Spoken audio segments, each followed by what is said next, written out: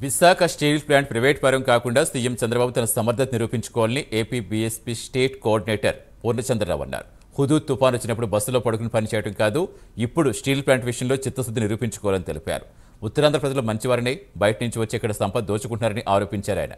MP Sribharat, మాజీ MP MVV Satyanarayana, గంట శ్రీనివాసరావు, పురంధేశ్వరి వీరంతా అవకాశవాదుల్లో వ్యవహరిస్తారని మండిపడ్డారు.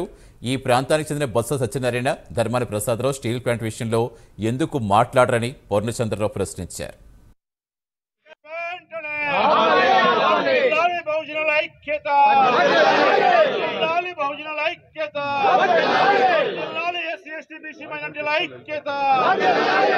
చంద్రబాబు నాయుడు 4 సార్లు ముఖ్యమంత్రి అయ్యి ఈ ఒక్క సమస్యను పరిష్కరించలేడా? హుద్హుద్ తుఫాన్ వస్తే 10 రోజుల 15 రోజుల్లో బస్సులో ఉండటం కాదండి గొప్ప విషయం. ఈ రోజున ప్రైవేటీకరణకి పోతున్నటువంటి స్టీల్ ప్లాంట్ను ఆపటంలో చంద్రబాబుకి ఎంత సమర్థత ఉందో చూపించమనాలా. లేనప్పుడు ఎందుకు మనకి ముఖ్యమంత్రులు ఎందుకు?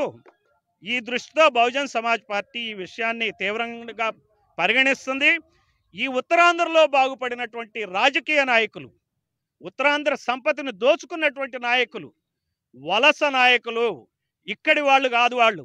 అందువలన ఉత్తరాంధ్ర ప్రజలు గమనించాలా.